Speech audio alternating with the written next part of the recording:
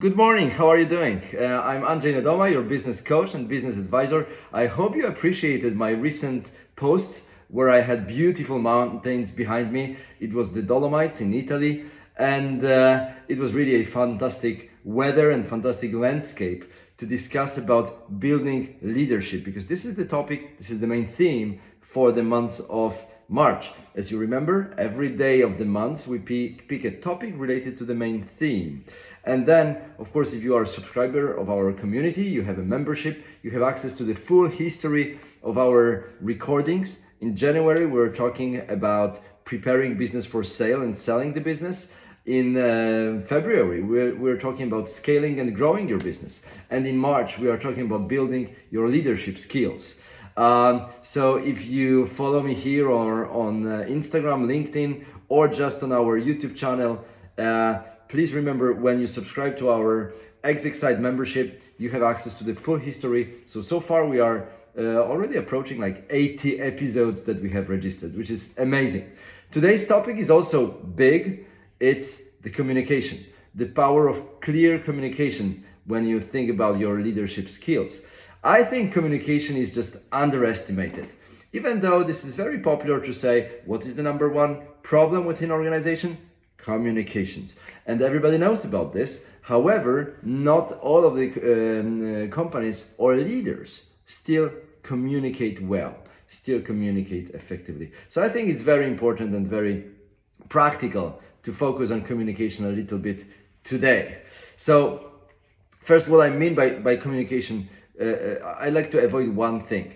I really hate when we say, when we did something wrong for the client, or basically we didn't deliver properly, then we say, oh, it was a communication problem. I frankly hate it. This is not a communication problem. We did wrong, right? And then finding communication as a gentle excuse to this, I don't find it really proper. I think we should name things by the name as they have it. And probably communication wasn't the problem when you did something wrong or you delivered badly to the client.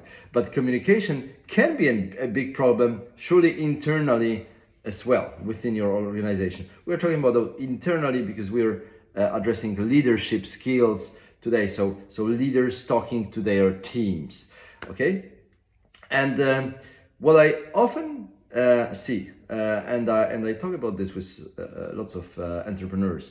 They come to me as a coach and they say, look, I have this issue with this or that person in my organization. I thought they would deliver that and they don't deliver, or I feel like they are not engaged in this project, or I feel like they are not really taking care of this part of their department. And I say, are you sure that they know you expect this from them? And this is a wake-up question for so many of them. I'm often surprised, but maybe we shouldn't be surprised. Maybe we just sometimes forget to communicate what we internally told ourselves, and then we kind of do not know whether we were clear about this expectation towards this person or we just sold it to ourselves.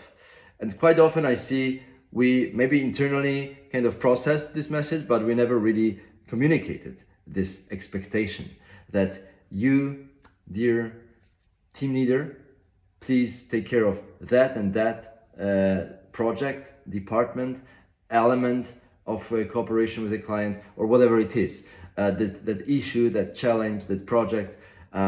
Please be very specific when you say, I want you to take care of that. As the sales director, I want you to be responsible, and your department also, for lead generation. You will not be getting this from marketing. You will be responsible for that. So that later we do not have discussions about why the sales was not delivered or why we didn't hit the target because it was leads that were bad or something like this. No, let's be specific about who's responsible for what.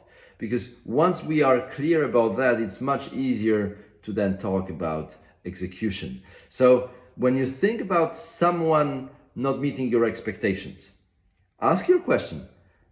Are you sure that they know you expect this from them? And on which basis do you think that they know about this?